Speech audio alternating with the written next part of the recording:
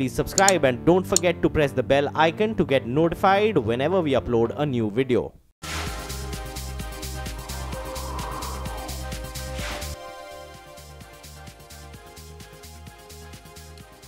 Welcome back to India Business Hour Plus. US President Donald Trump has for long been concerned and upset about America's wide trade deficit with China. And now sources telling us and telling CNBC that the Trump administration is seeking to impose tariffs of up to $60 billion on Chinese imports. These tariffs will be targeted on technology and telecommunications sector. For more on that story, CNBC's Iman Jabers now joins in with the latest. So Iman, these are worrying signs. What are your sources exactly telling you?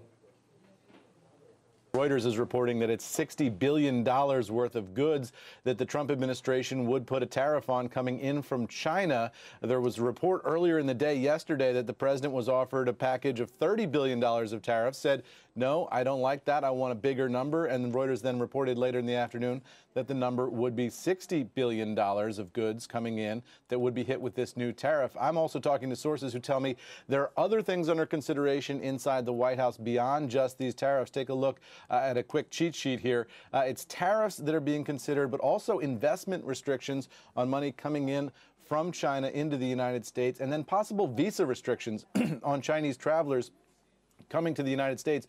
All of this designed, I am told, to chip away at this number. This is the deficit, trade deficit between the United States and China, $347 billion. The president often refers to it as $500 billion. He'd like to chip that number down to something a lot more manageable. There have been diplomatic overtures with the Chinese, asking the Chinese for their ideas on how to lower that trade deficit. We'll see if those diplomatic efforts bear any fruit here. But that is the state of play right now. This administration on trade, very focused on protectionism and very much focused on China. Well, indeed, worrying signs there. And former RBI Governor Raghuram Rajan also weighed in on these tensions. He said that we have not seen the end of trade war and tariff wars just yet. In an exclusive chat with Lata Venkatesh, Raghuram Rajan added that America's trade imbalance with China has not been addressed as yet, and therefore he is worried. Here's an excerpt of that conversation. Given the recent news on Tillerson, it's very hard to predict what this administration will do, both for the good and the unpredictable. My worry is that the big issue, which is the trade imbalance with China, hasn't been addressed as yet. And there are measures that are floating through Washington, especially using Section 301 on unfair trade practices, which are still to be seen. And those have to do with intellectual property and so on, issues which are very dear to the Chinese heart. So my worry is that we haven't seen the end of this process yet. In fact, we may be at an early stage, and there is more to come. So I would not hold my breath saying, I would not rest easy saying that we're done. I think there's more to come. Well, that's Raghuram Rajan. And more international stories. The diplomatic battle between Russia and the United Kingdom has only intensified after a nerve agent was used on a former Russian spy and his daughter in the United Kingdom. PM Theresa May has announced a slew of measures, including expulsion of 23 Russian diplomats from the United Kingdom. So the tensions between UK and Russia continuing. And of course, everybody is wondering how other European countries would respond owing to that threat. Meanwhile, more global news. Angela Merkel has been sworn in as the Chancellor for Germany for the 4th consecutive term. Her party, the Christian Democrats, have agreed to once again enter into a grand coalition with the Social Democrats. The swearing-in is taking place 6 months after the national election, a period that was marked by hectic parleys over coalitional politics. Time for us to slip into another break here on India Business Hour Plus. But up next, a clean chit for Maran brothers in the telephone exchange case. An exclusive chat with Dayanidhi Maran on the other side.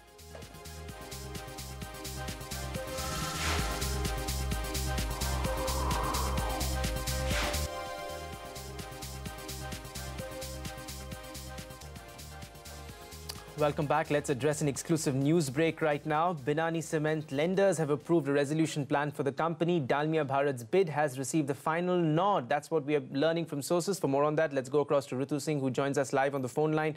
Ritu, what are you picking up? Ronojoy, this is an important development coming at this point of time, given all the litigation surrounding Binani Cement. Today, the Committee of Creditors has given a final vote in the matter of Binani Cement. They voted in favor of Dalmia Bharat along with India Resurgence Fund acquiring Binani Cement. Now, this is important because it is coming amidst several litigations that the company is facing. First, after the lenders declared Dalmia Bharat H1 in their first meeting on the 27th of February, Ultratech, that was the other bidder for the company, revised its offer by 700 crores in order to get ahead in the race. But bankers have said no to that offer. They've completely disregarded that and went ahead with Dalmia Bharat as the preferred consortium, setting a precedent really for other bidders that might want to keep revising their offers, disrespecting the deadline that has been sent by lenders. The second important point is that Binani Cement's own promoters have challenged the resolution plan in the NCLT, seeking to be made part of the resolution process. So even as that matter is undergoing, the next hearing is on the 19th of March for the Binani Cement promoters. Bankers here have today given a 75% nod. That is, 75% of the bankers in the consortium have given a nod, given the final go to Dalmia Bharat to acquire this plant for a deal value of 6,350 crore rupees. Now the resolution plan will be sent to the NCLT for its final approval, but this case does set an important precedent for all other cases where bankers are facing litigation from prospective bidders. Ritu, thanks very much for joining in with that exclusive news break. So important clarification details coming in there from Ritu. Let's go across to the court corner now. A CBI special court has discharged Kalanidhi and Dayanidhi Maran in the illegal telephone exchange case. Remember, Dayanidhi Maran was accused of having installed a private telephone exchange at his residence to facilitate illegal uplink of Sun TV data, causing losses to BSNL and MTNL. Our correspondent Jude Sanit caught up with the former telecom minister Dayanidhi Maran, and this is what he said. You have said in the past that the ordeal that you have faced has been a trial by media. It has been one of the more trying times in both your life and your career. Here is your opportunity to present your side of the story for our viewers. What exactly is your side, and where do you feel you have been unjustly done by? See, I would like to state that in both the cases, the Justice Department found that this case is not fit to go for trial. Do understand that what does it mean? It means this case is so weak, they lacked evidences, they just foisted on us just to defame us, just to put us in trouble, and to ensure that our party also gets a bad name. It was pure professional jealousy, political jealousy, and all this has fallen apart. Today, in the second case, today's judge said it is not fit for trial. It's not fit. There's no material for trial. It's a big blow to the CBI because they acted on the political masters to file false cases. And in fact, I would also say that what happened, certain people started to exaggerate, sensationalize the whole issue. It's just that to make that people feel that, oh, look at this case is about several thousand crores. Then it came to 700 crores. Then it came to 300 crores. Then it came to 1.2 crores. And now nothing is there. Absolutely. And that's what I've been saying from day one. But so, you've been leveling these accusations against the CBI. You've also called their political masters equally responsible. But who exactly do you mean when you say political masters? Is this a direct accusation against the BJP government? All I can say is that it has passed several hands.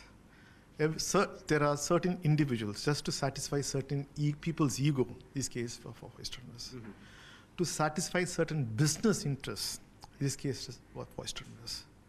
But today, I'm happy. The media or anyone never gave me an opportunity to say my side of the story. What is the truth? They only wanted the sensational part of it, the accusation part of it. In the courts, I had my turn. We were able to express and in detail what is the truth. The honorable judges found the truth. And my belief on the Justice Department, justice has prevailed. Let's now talk about the annual survey of India's city systems conducted by Janagraha Center for Citizenship and Democracy. A survey of 26 city systems was done in its 5th edition on 89 parameters and compared with the scores of cities of London, New York and Johannesburg. The results of the survey reveal that India's city systems are improving, but only at a snail's pace, with Pune being the top-ranked city in India, while Bangalore remains the lowest-ranked city system. The survey reveals that lack of modern urban planning may be denying the country up to 3% of GDP each year, as mismanagement of funds by city authorities is hurting the systems. Let's now listen to Hardeep Puri, who believes that development will only happen when the narrative is taken out to the civil society, making it more participative.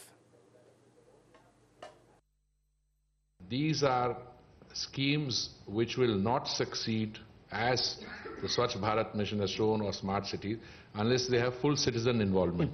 So you've got to take the narrative out of the silos of the bureaucracy and the ministries and take it out into the marketplace, involve civil society, private sector and so on. The issue is that the policies are in place. Policies on waste to compost, waste to energy, but you have to implement those. And I don't think the implementation will receive the success that they deserve if they are left to the governments. I would not want to judge us harshly just because we've been at it for 3 years. Well, that's the Urban Development Minister Hardeep Singh Puri. Time for us to slip into another break, but lots more lined up. Take a look. I am sincerely hoping it is not overestimating. We will form the government. An exclusive interaction with former Prime Minister and JDS Chief H.D. Deve Gowda on his expectations on the upcoming Karnataka poll. Stay tuned for that.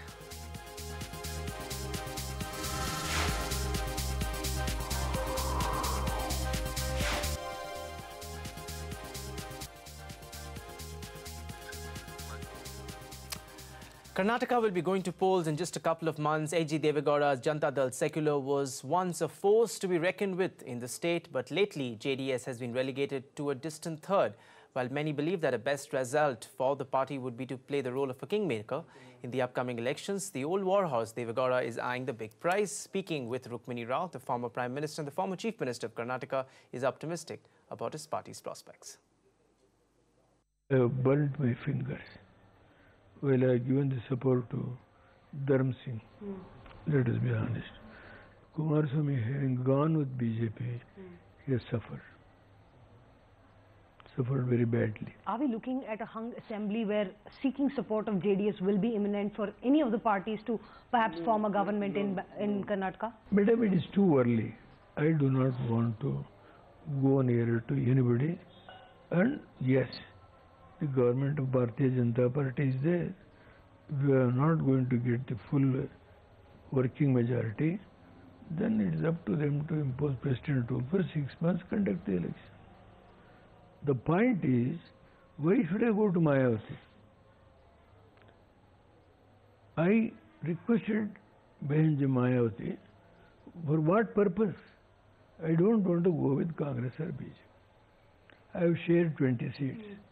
And she has joined with us 17, nearly 10 lakhs people gathered here. So, with the JDS and BSP combination, in terms of the number of seats in Karnataka elections, what is your own party aim? What are the projections that you're looking at currently, sir?